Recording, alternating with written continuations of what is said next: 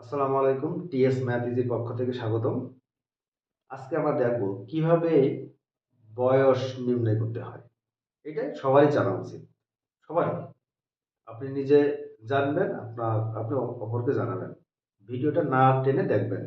এখানে আমি অনেকগুলো উদাহরণ টেনেছি।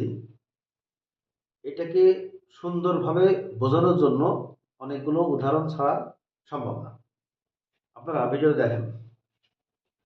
দেখেন, আমি এই ক্ষেত্রে প্রথম ক্ষেত্রে দেখেন, এটা আমাদের মনে করেন যে বর্তমান তারিখ, ধরেন আজকের ডেট।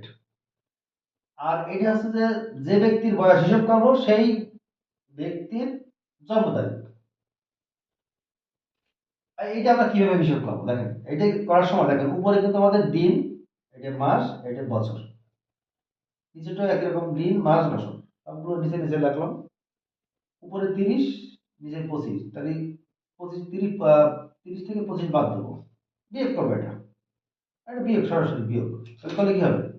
তাহলে আমাদের আসবে 25, 30 থেকে 25 মানে 0,5। 12 থেকে 10 বাদ দিলে কত থাকবে? 0,2। আর এইটা থেকে যদি আমরা বিয়োগ করি, এটা 41 হয়। তার মানে এই ব্যক্তিটার বয়স হচ্ছে যে এই ডেটে, মানে এই ডেটে বয়স হচ্ছে 41 বছর 2 মাস 5 দিন। খেয়াল করেন। এবার দেখেন এইটাই আসে।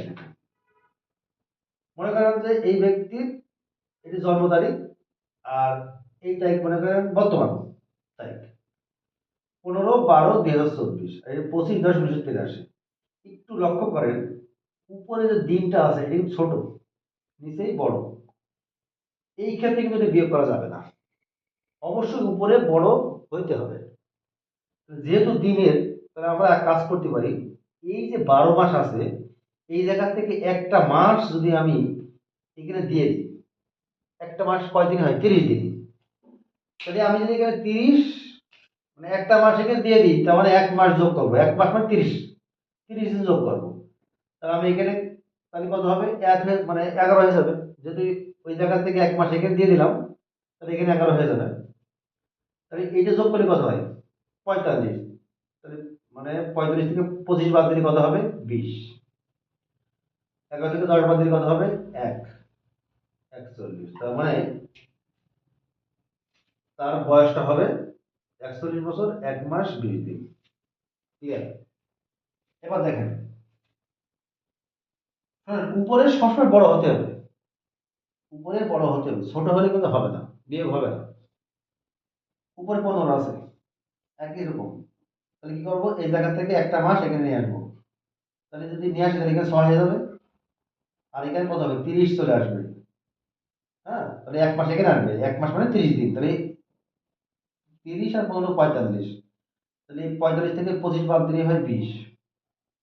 খেয়াল করেন। এবার দেখেন উপরে 6 মাস, নিচে 10 মাস। আবার বিয়োগ করা সম্ভব না, কিন্তু কি করবেন? এই জায়গা থেকে এক বছর এখানে নিয়ে আসবেন। তাহলে এখানে 23 হয়ে গেল। আর এক বছর যদি এখানে নিয়ে আসেন, এক বছর মানে কত? 12 মাস। 12 মাস দিলাম, তাহলে 12 মাস যোগ 6 মাস, তাহলে কত? 18। 18 থেকে এবার 10 বাদ দেন, তাহলে কত হবে? 18, সরি মানে 8। 18 থেকে 10 বাদ দিয়ে 8, বিয়োগ এখানে 40 বছর 8 মাস 20 দিন। ওকে, এইটা আপনারা করবেন। হুম, এইটা এটা খুবই গুরুত্বপূর্ণ। এর অ্যান্সারটা আপনার কাছ থেকে আমি আশা করছি। কমেন্টস বক্সে দিয়ে দেবেন, যদি না পারেন, হ্যাঁ, আমাকে নক দিবেন, আমি করে দেবো এটা। ঠিক আছে? এটা আপনাদের প্র্যাকটিস থাকলো। ওকে। আর মজার মজার ভিডিও পেতে আপনারা এই চ্যানেলটিকে অবশ্যই সাবস্ক্রাইব করবেন।